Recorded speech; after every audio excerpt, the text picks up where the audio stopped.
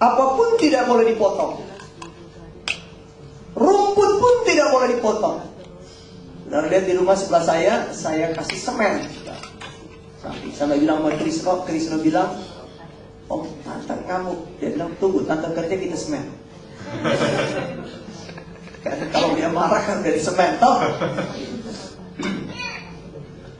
Saya tahu sebab saya mana yang patut kita semen, mana yang patut. Sebab saya katakan umur sudah bikin lanjut, ya, di atas 6. Anak-anak tinggal dikasih duit, ya, nggak sampai 5 menit udah capek mereka potong rumput. Nah, ini susah anak Australia. Jadi anak-anak Indonesia rajin-rajin. Nah, makanya bisa datang ibadah pagi luar biasa, ya. Kalau anak Australia sudah datang jam 8 pagi, saudara, waduh, ini jam tidur. Dia katakan tidak boleh, ya. Kalau saya tahu persis, dia bawa segala macam bunga, temannya kasih, dia beli, dia senang lihat dari tempat bunga, dia bawa. Saya bilang, mau ditanam di mana ini bunga, gitu kan? Jadi suka melihat. Nah, proses kita untuk berkebun itu tidak mudah, saudara. Memberi hasil, nah, dan saya ada pohon jambu, saya lihat masih senang-senangnya saya sudah berapa tahun tanam. Yang satu jambu merah, yang satu jambu putih. Jadi merah putih Indonesia, toh. Itu kuawas itu jambu besar, yang India punya yang besar, ya. Baru kecil-kecil bunga saya sudah senang. Terus butir-butir keluar, ya. Berapa hari kemudian saya mengharapkan butir itu sudah besar. Ternyata jatuhlah butir itu di tanah. Hati saya sakit. Saya pelihara dia, saya jaga dia, ya. Tapi saya mengucap syukur kepada Tuhan. Saya katakan, Tuhan, ambillah buah sulung ini. Inilah buah sulung, ambil tuh. Sebab Allah akan jadikan yang besar untuk yang kedua dan yang ketiga. Berkat yang Allah persiapkan itu luar biasa. Dan kepada kita, anak-anak Tuhan, kenapa iman kita harus berakar kuat? Supaya badai datang, kita tidak akan goyah, ya. Sering kita berdoa, Tuhan berkati, puji Tuhan. Tapi kalau kita berdoa, masalah yang datang, apakah masalah itu dari Tuhan? Tidak. Allah tidak pernah mencobai. Itu Yakobus katakan, Allah tidak pernah mencobai, tapi seringkali Allah izinkan supaya menimbulkan ketekunan. Dan Rasul Paulus katakan, dan ketekunan itu membuat kita tahan uji, kita bertumbuh. Dan pernah saya katakan ilustrasi, seringkali kita bertanya, kenapa orang lain diberkati, kita tidak diberkati? Kenapa orang lain bisa, saya tidak? Hanya Allah yang tahu. Kemampuan kita sangat terbatas. Bagikan benih padi, saya katakan, ya, sesudah menuai, maka padi itu digantung-gantung, dan ada yang ditabur. Kalau yang ditabur di tempat yang becek, dia akan berkata, kenapa saya tidak sama seperti yang digantung?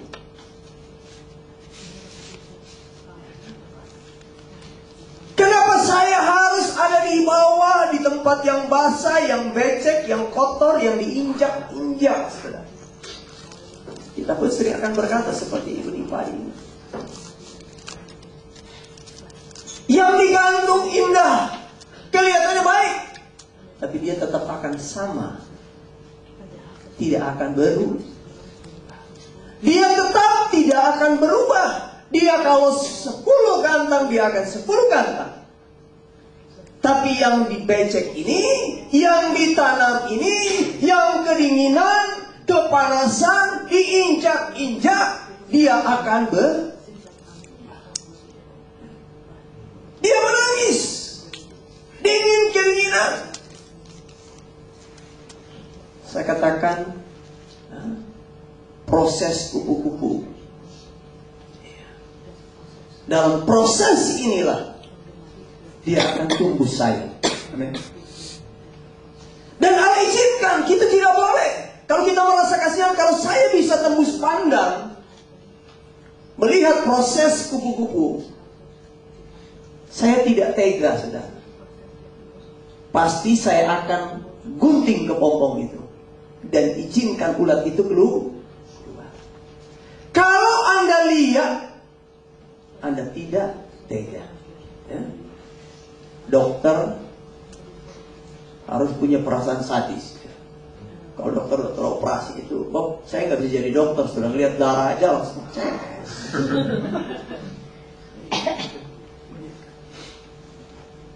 Proses.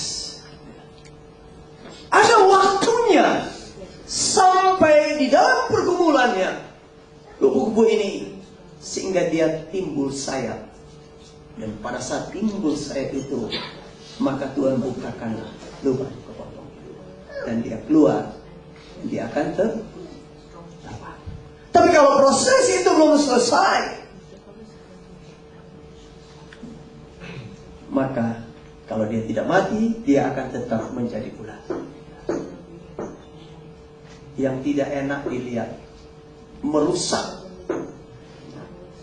Tapi proses Allah indah, saudara. Dan kita hanya mensyukuri apa yang terjadi dalam hidup kita. Ya. Yang penting happy ending, ya kan? Bukan sad story to make me cry. Yang penting make me happy. Ya. Dan kita orang-orang percaya, ya, hidupmu ada dalam tangan Tuhan. Amin. Ya. Sehelai rambut jatuh, Tuhan tahu. Apalagi masalah yang kita hadapi, amin. Tangannya terlalu mampu. Tapi seringkali Tuhan izinkan. Mari kita bersama-sama kita buka di dalam kitab Ayub atau Job. Ayub yang pertama mulai ayat yang ke-6. Kita baca bergantian.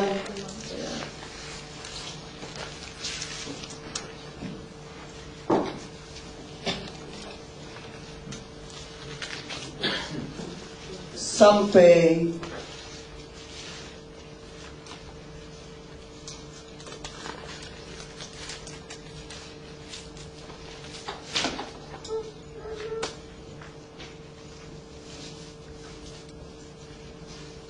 ayat yang ke-11, ke-12 ya, ke-12. Mulai ayat 6 sampai ayat yang ke-12. Di situ judulnya tes yang pertama untuk Ayub. Job first test. Ya. Pada suatu hari datanglah anak-anak Allah menghadap Tuhan, dan di antara mereka datanglah juga iblis. Tuhan kepada iblis, dari mana engkau? Lalu jawab iblis pada Tuhan, dari perjalanan mengelilingi dan menjelajahi bumi. Lalu bertanyalah Tuhan kepada iblis, apakah engkau memperhatikan hambaku Ayub? Sebab tiada seorang pun di bumi seperti dia, yang demikian saleh dan jujur, yang takut akan Allah dan menjauhi kejahatan.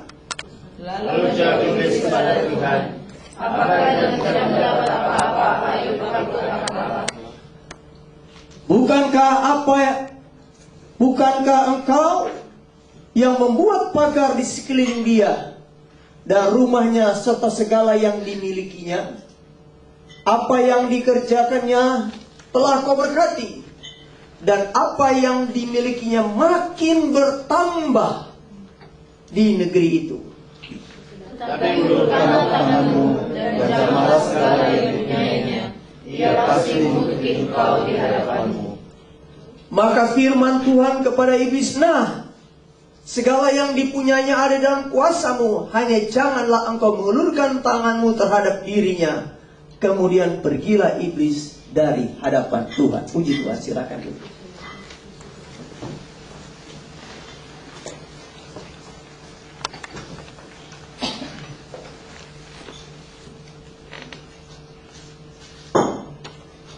Kalau orang bertanya,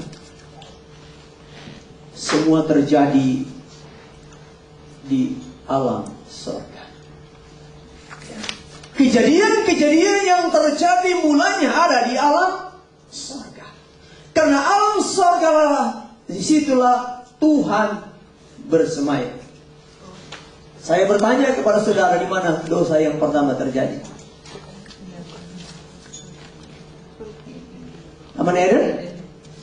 Mana bisa Taman Eden? Surga. Bukan Taman Eden. Terjadi pemberontakan di surga. Maka iblis dijatuhkan. Dan disitulah dia bekerja dengan cara-cara yang sangat licik. Kalau Yesus berkata, hendaklah kamu cerdik seperti ular dan tulus seperti merpati, tapi jangan cerdik seperti ular dan licik seperti iblis. Maka iblis tidak senang. Saudara perhatikan di sini. Apakah engkau memperhatikan hamba-Ku Ayub? Setiap anak-anak Tuhan bukan hanya diperhatikan oleh Tuhan, tapi diperhatikan oleh iblis. Menjadi perhatian iblis. Setiap berkat yang Allah berikan, hati iblis digores. Ya. Kenapa saya katakan? Sebab dulu kita tidak percaya kepada Tuhan. Kita adalah hamba iblis, hamba dosa. Begitu kita menjadi milik Tuhan, kita hamba Tuhan, milik Tuhan, anak Tuhan, yang berhak memiliki berkat Tuhan, maka kecemburuan.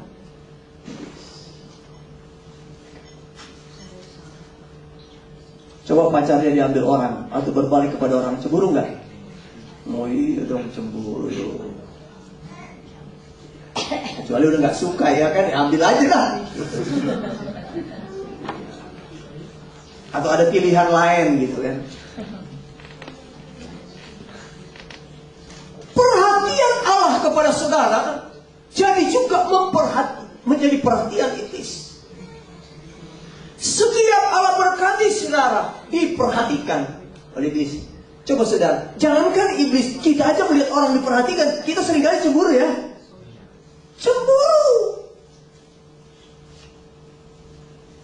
Anda boleh cemburu tapi jangan sakit hati, saudara. Tuhan ya, dia kok diberkati? Ya kan? Pemasmur berkatakan, kenapa orang fasik diberkati? Yeremia katakan, kenapa mereka diberkati? Kenapa tidak ada penghukuman? Itu sesat. Itu orang percaya melihat orang lain diberkati aja cemburu, bertanya kepada Tuhan. Oh iblis, dia marah saudara. Jadi iblis itu berjalan berkeliling mencari mangsanya untuk mendakwa kita. Orang benar saja didakwa oleh iblis, apalagi Anda tidak benar.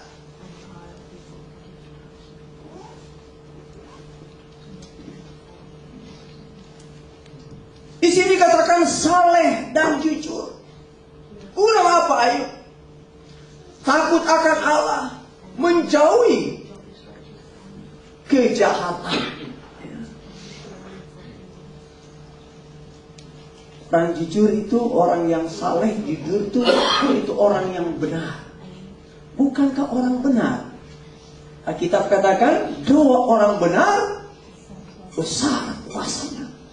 Apakah Ayub tidak berdoa? Apakah Ayub tidak berkorban? Kejahatan anak-anak, setiap anak-anaknya berbuat jahat, maka Ayub memberikan korban persembahan kepada Tuhan. Karena kejahatan anak-anaknya. Apakah Allah tidak perhatikan? Di sini dikatakan Allah berkati bertambah-tambah. Dan itu menjadi kejengkelan daripada. Saya katakan kalau kita punya program besar, sudah siap atau tidak? Kita harus siap. Saya jadi hamba Tuhan, seringkali saya menangis kepada Tuhan. Saya katakan, Tuhan,